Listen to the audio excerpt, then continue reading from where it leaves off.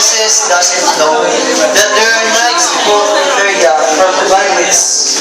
But sad to say, as the knights reach to the kingdom, only few return from war. That's why the blacksmith introduced himself to the king that he wants to become a knight.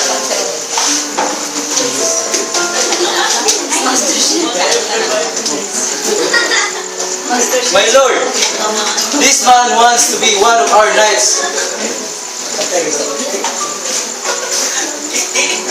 I am local blacksmith named William. I am one to become knight of Iteria.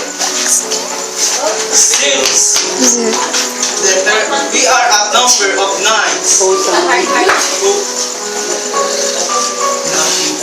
In our kingdom, you are one of the defender of the area. Father? Father! Oh, there you are. What is it, princess? Nothing, Father. Who is he?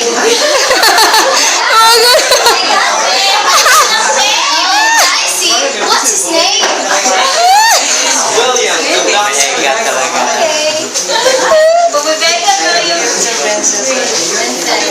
After the knights fought the bandits, there is new beast that will ruin the peace of the palace as an exchange for the child of the king and queen, as Blind Witch said.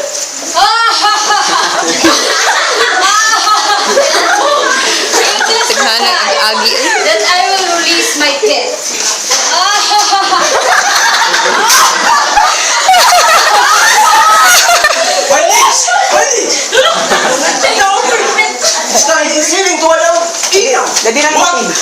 Oh my!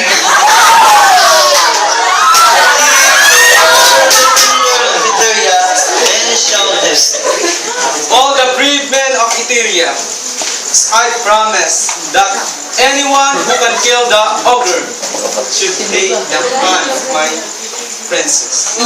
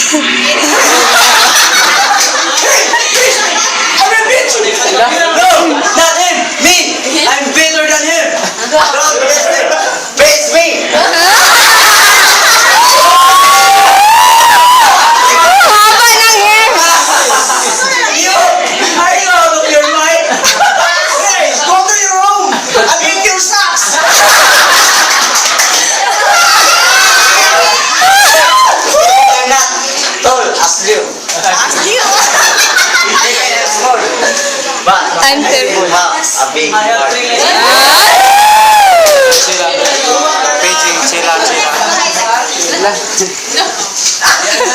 This is the only sword that can kill the ogre. Then give you this because you are the one choosing. And you have the heart. And you have the pure heart.